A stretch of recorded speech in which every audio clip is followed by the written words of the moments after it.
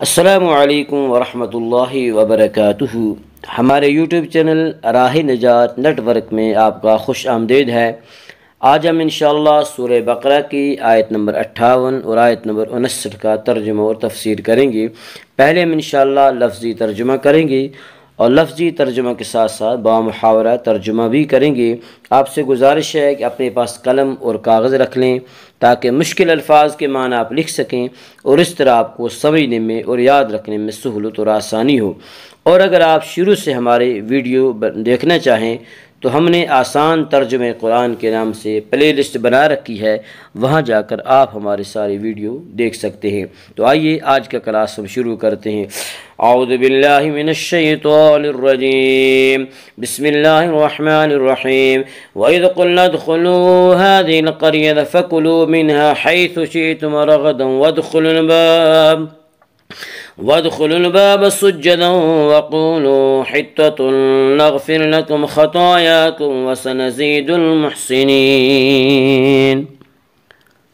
وَإِذْ اور جب، قُلْنَا کہا ہم نے، ادخلوا تم داخل ہو جاؤ، حاضی اس القریۃ بستی، فکلوا پھر کھاؤ، منہا اس سے، حیث شئتم جہاں سے چاہو، رغدن با فراغت، وادخلوا اور داخل ہو جاؤ تم، الباب دروازہ، سجدن سجدہ کرتے ہوئے، وقولوا اور کہو تم، حطۃ بخش دے، نغفر ہم بخش دیں گے، لکم تمہیں، خطایاکم تمہاری خطائیں، وسنزید اور ان قریب زیادہ دیں گے ہم، المحسنین نیکوکاروں کو۔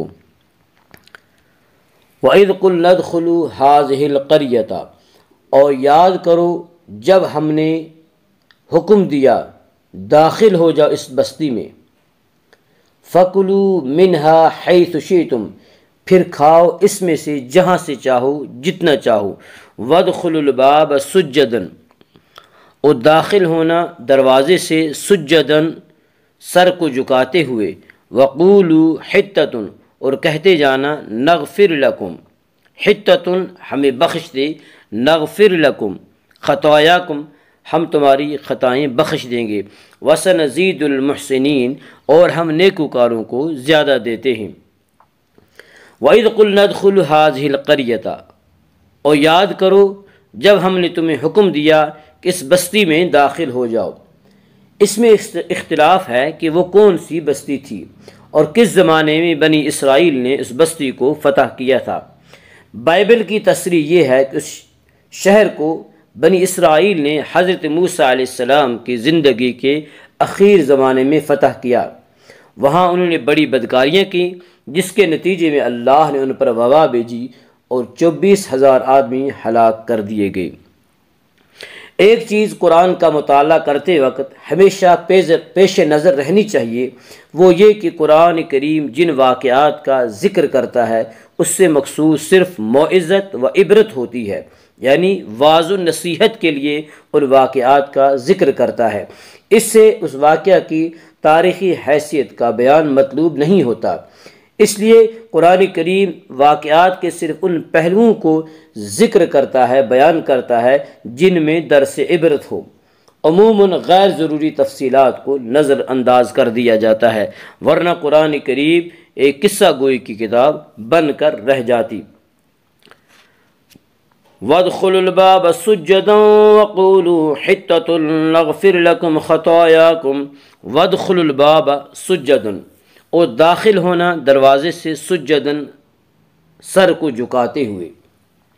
انہیں ہدایت فرمائی جا رہی ہے کہ جب فاتحانہ طور تم شہر میں داخل ہو تو دوسرے فاتحین کی طرح سرکش و مغرور ہو کر داخل نہ ہونا، بلکہ دل میں عز و تواضع ہو، یعنی عاجزی ہو، تواضع ہو، انکساری ہو، اور زبان پر حطۃ طلب مغفرت کی دعائیں ہیں کہ یا اللہ ہمیں بخش دے۔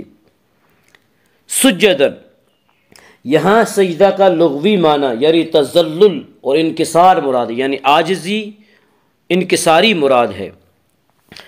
فبدل الذين ظلموا قولا غير الذي قيل لهم فأنزلنا على الذين ظلموا رجزا من السماء بما كانوا يفسقون۔ فبدل بدل ڈالا ان لوگوں نے، الذین جن لوگوں نے ظلم کیا، قولا بات، غیر الذی دوسری وہ جو کہ قیلا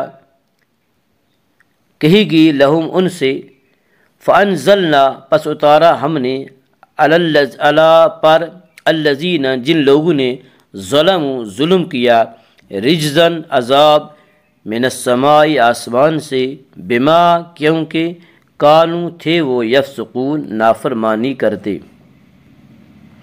فبدل الذین ظلموا قولا غیر الذی، بدل ڈالا ان ظالموں نے اور بات سے، غیر الذی اور بات سے، قیل لہم جو ان سے کہی گئی تھی، فانزلنا علی الذین ظلموا رجزا من السماء پس نازل کیا ہم نے ان ظالموں پر عذاب آسمان سے، بما کانوا یفسقون کیونکہ وہ نافرمانی کرتے تھے۔ فانزلنا علی الذین ظلموا رجزا من السماء بما كانوا یفسقون، اس سے یہ بتلانا مقصود ہے کہ اللہ تعالیٰ کا عذاب کسی قوم پر بلا وجہ نہیں آتا، بلکہ ان کی اپنی بدعمالیوں کا طبعی نتیجہ ہوتا ہے۔ اللهم اجعل القرآن ربيع قلوبنا ونور صدورنا وجل أحزاننا وذهاب همومنا وغمومنا، اللهم انفعنا بالقرآن العظيم ورفعنا بالآيات والذكر الحكيم، رب اغفر وارحم أنت خير الراحمين، وصلى الله وسلم على حبيبنا ونور قلوبنا محمد صلى الله عليه وسلم وعلى آله وأصحابه أجمعين برحمتك يا أرحم الراحمين۔